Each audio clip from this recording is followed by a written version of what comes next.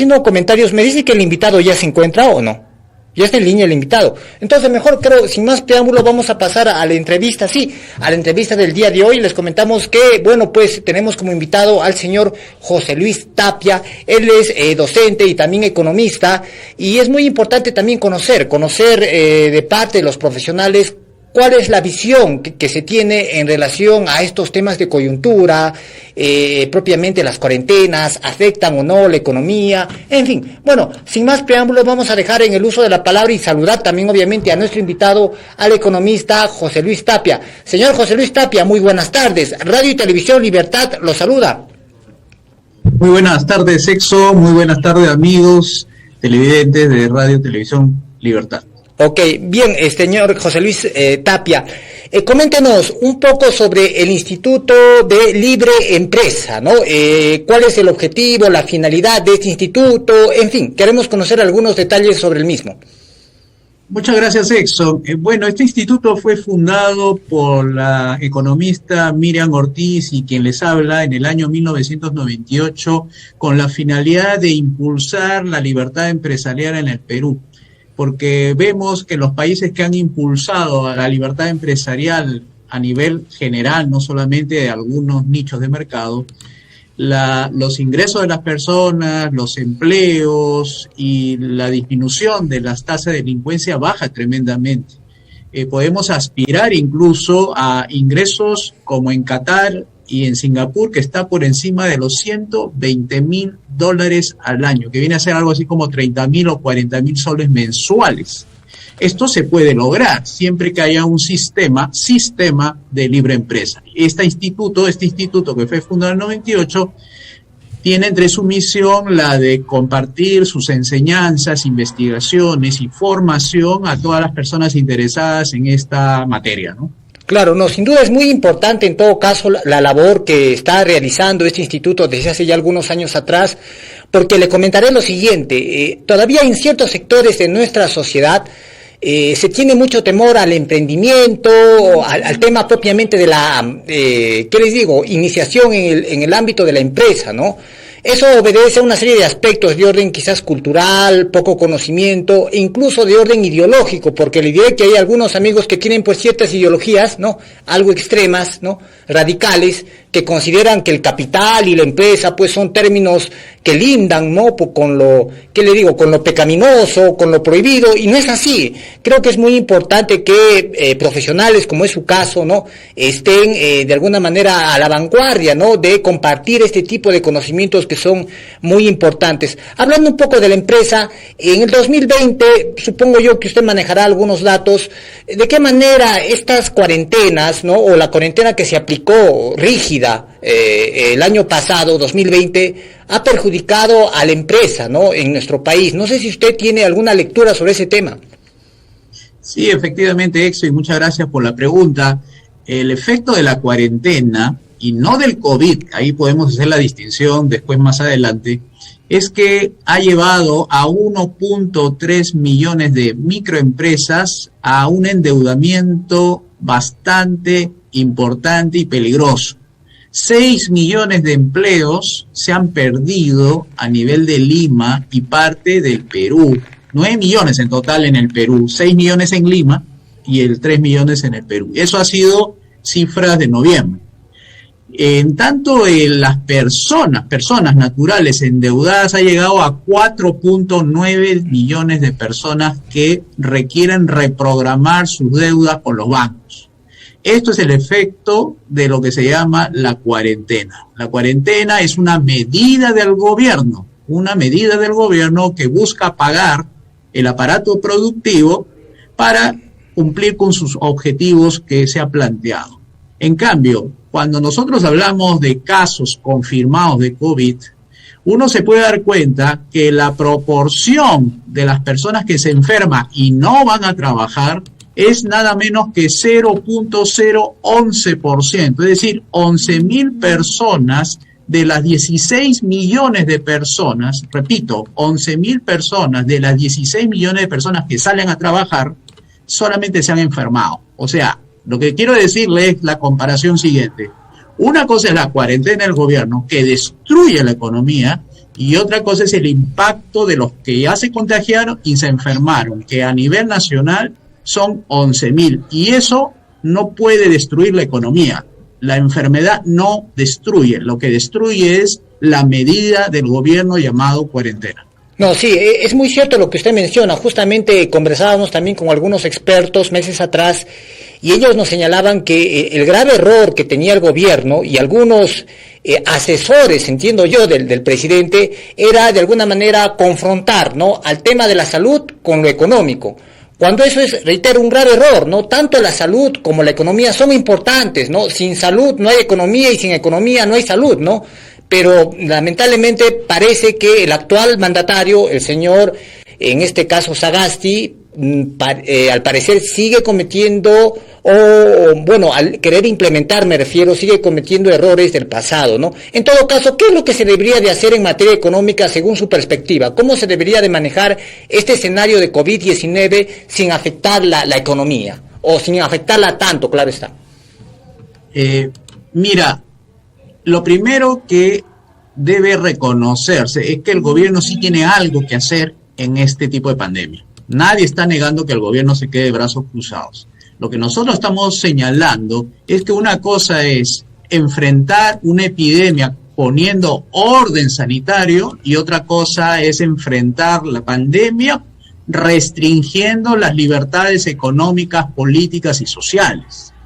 En el primer caso, en el orden sanitario, se hace lo que lo dicen los epidemiólogos más famosos del mundo, de quienes han firmado la famosa declaración de Barrington en Massachusetts.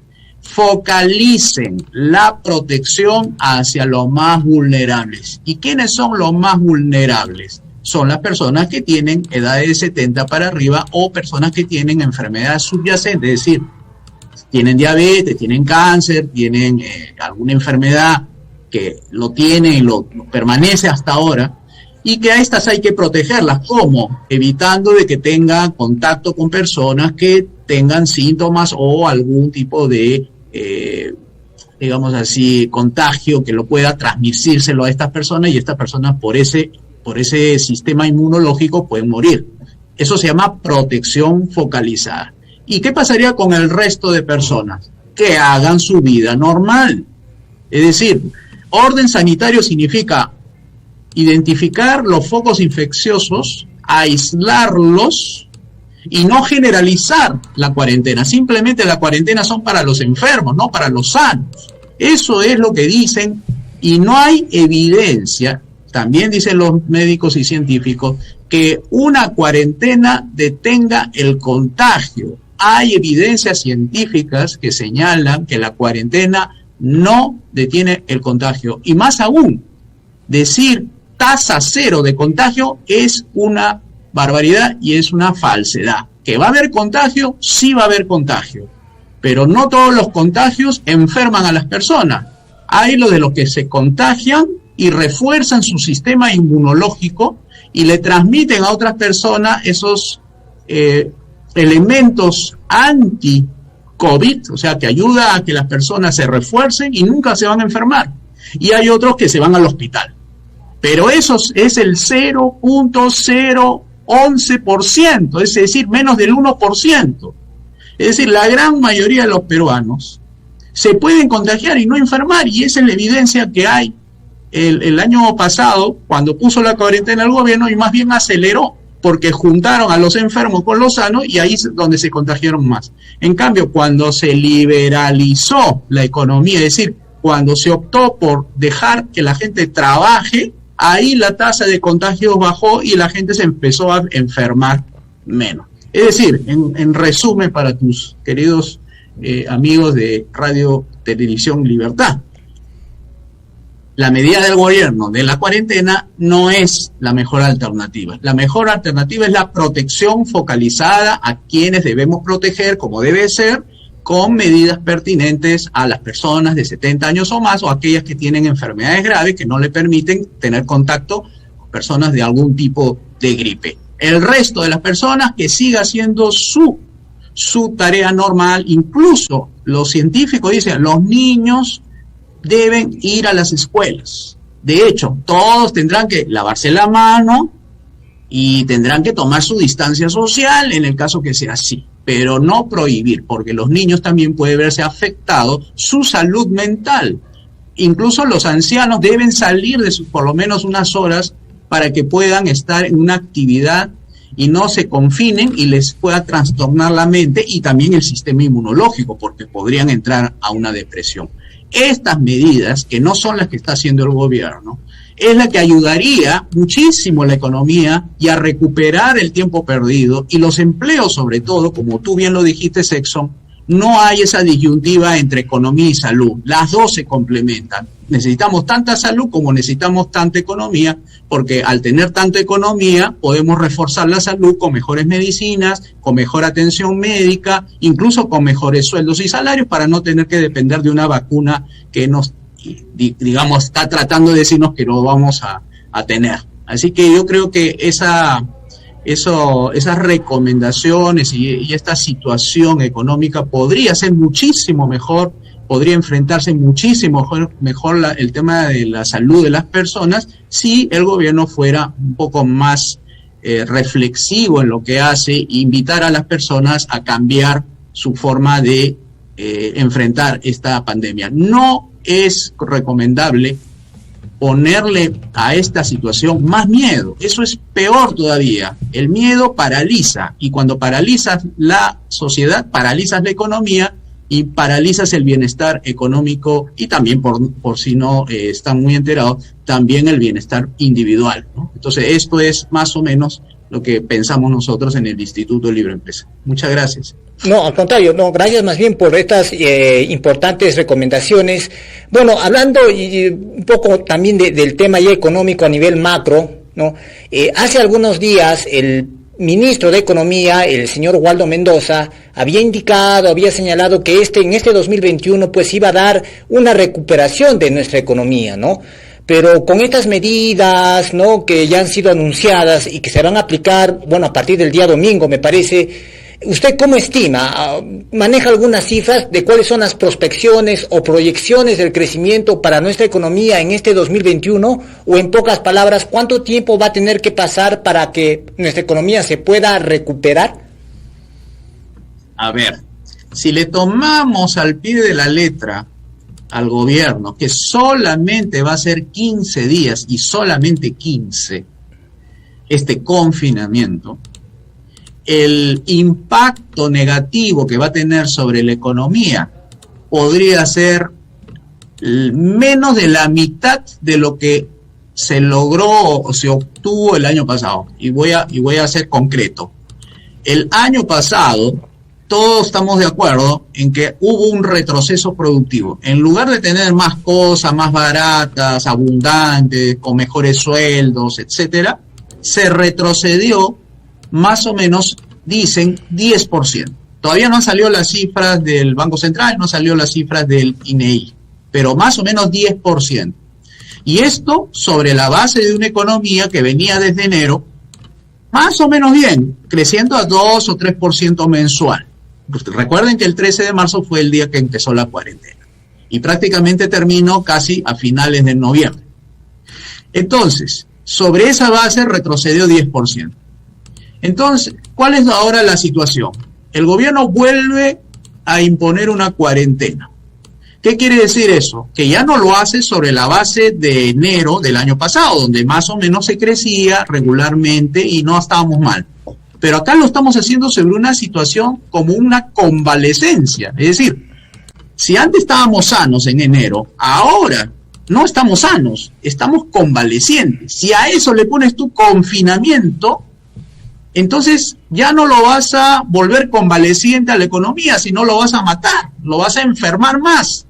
Y entonces el impacto ya no va a ser 10%, porque el impacto que se tenía previsto para este año sin el confinamiento era que creciéramos en 10%, imagínense. 10% era lo que preveía el ministro Waldo Mendoza. O sea, un rebote estadístico, eso se llama rebote, porque son efectos diferentes. Entonces decía, bueno, vamos a crecer este año entre 8 y 10%. Ahora, con este confinamiento y con esta situación de convalescencia económica, entonces ya no va a ser crecimiento 10%, es posible que ni crezcamos ni lleguemos al 0%, es posible a tasas negativas. Y además, recuerden, la economía no vive en un vacío, vive en un marco institucional. Y en el marco institucional está también lo que hace el Congreso, lo que hace los marcos sociales y la gente, qué es lo que está pensando acerca de todo esto. Y eso se dificulta más cuando la gente tiene miedo. Cuando la gente tiene miedo, no invierte. Cuando la gente tiene miedo, no consume lo que consumía. Cuando la gente tiene miedo, no va a los sitios que iba antes. Cuando la gente tiene miedo, no quiere ni siquiera salir de su casa. Y eso tiene un impacto tremendo sobre las pequeñas microempresas que ven que si tenía planeado vender este mes 1.000 o 2.000 soles, va a tener que reducir sus expectativas a 1.000 o 500 soles. Entonces, todo depende de cómo maneje este confinamiento, o se queda en los 15 días o lo amplía y termina por destruir completamente la economía. Y esta recuperación, de acuerdo a tu pregunta, no lo vamos a ver ni siquiera este año ni el próximo, porque todavía el próximo es difícil saberlo, porque hay muchas variables que influyen en la economía nacional, que entre ellas la economía externa, que más o menos influye sobre la economía cerca del 48%. Mucho del crecimiento de nuestro aparato productivo depende de afuera, es decir, del comportamiento del comercio internacional, influye en 48%. Entonces, hay que reevaluar las medidas, ¿no? Yo creo que hay alternativas diferentes que son mucho más efectivas que una cuarentena, que puede sacar rápido a las personas del gran problema de la falta de acceso a la salud, pero no con bonos, no con confinamientos, no con, incluso le dicen arresto domiciliario, ¿no? O sea, ya hay abogados que hablan de eso. Entonces, hay alternativas diferentes, pero bueno, parece que el gobierno no entiende buenas razones. No, claro, sí, es muy cierto, porque como usted bien ha referido, hay experiencias en otros países, por ejemplo, en el propio Uruguay, ¿no? En su momento, ¿no? Fue muy halagado lo que hizo el presidente uruguayo Lacalle, ¿no? En relación al manejo de la pandemia, en Sierra Leona, en fin, ¿no? Hay muchas experiencias y esperemos que en todo caso, pues, el gobierno abra los ojos y pueda, pues, aplicar, ¿no? Y adecuar la mejor estrategia para nuestra realidad, ¿no?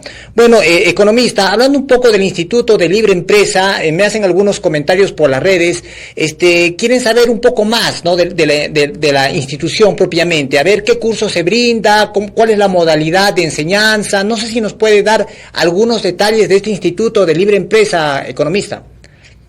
Muchas gracias, Exxon, por la oportunidad de decirle a tus seguidores lo siguiente. Nosotros ya tenemos un curso que está caminando, que se llama Aprende Economía Conmigo, en el cual estamos brindando herramientas que ayudan a pensar mejor sobre cómo enfrentar una economía con estas características que hemos conversado.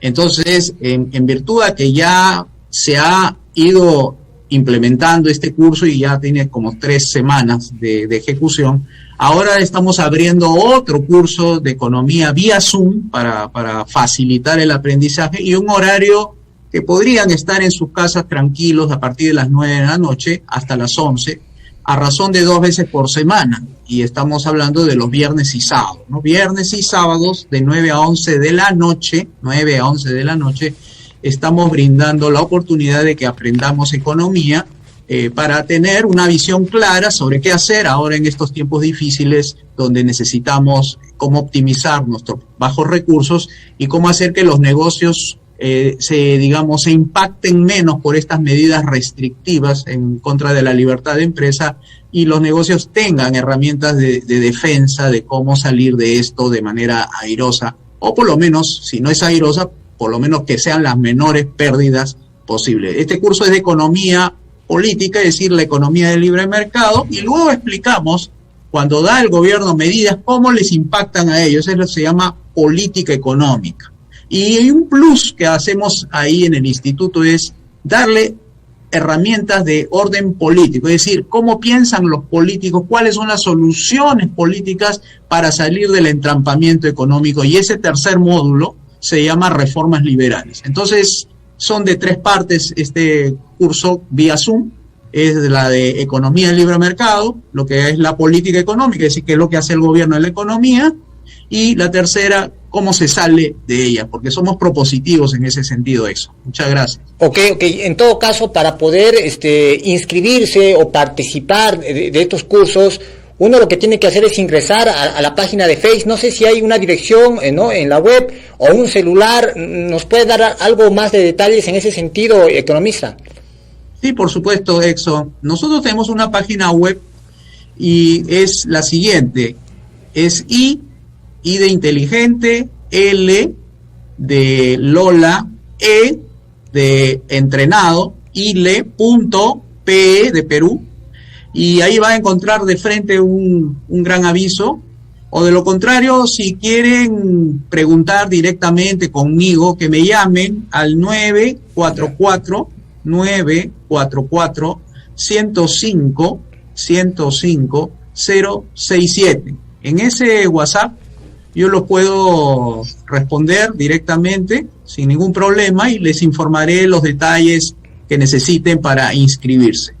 Ok, economista, sin duda ha sido muy ilustrador el poder contar con su presencia la tarde de hoy. Entendemos que usted tiene una serie de actividades, pero igual agradecemos el tiempo que nos ha dado para que los amigos del sur de nuestro país también puedan conocer mayores detalles, no solamente sobre la labor importante que realiza el Instituto de Libre Empresa, sino sobre todo también para conocer un poco, ¿no?, sobre estas medidas en materia económica que se vienen implementando. Finalmente, sus palabras de despedida a la gran audiencia de Radio y Televisión Libertad aquí en el sur de nuestro país, economista José Luis Tapia. Muchas gracias de nuevo, Exxon. Primeramente, amigos de Arequipa y del resto del Perú, nosotros somos más grandes que nuestros problemas. Nosotros somos una nación porque somos de origen milenarios, venimos de una gran tradición, somos de una raíz que enfrentó los Andes y que enfrentó las grandes dificultades que le ofrecía la geografía y, por supuesto, los factores políticos de ese entonces. Entonces, ahora con mayor razón, tenemos un gran desafío, que es cómo revertir estas tendencias negativas, sobre cómo hacer que nuestra vida sea mejor y más llevadera. Y tenemos una salida. En la salida se llama la libertad.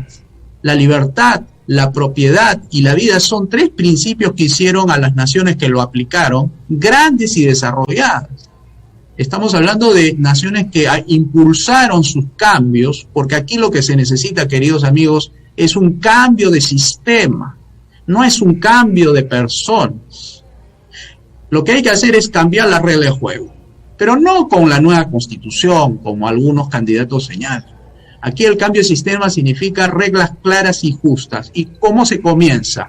Se comienza derogando las leyes que impiden que usted y yo tengamos un mejor bienestar social, económico, político, para que nuestros hijos, nuestros familiares tengan un mejor futuro.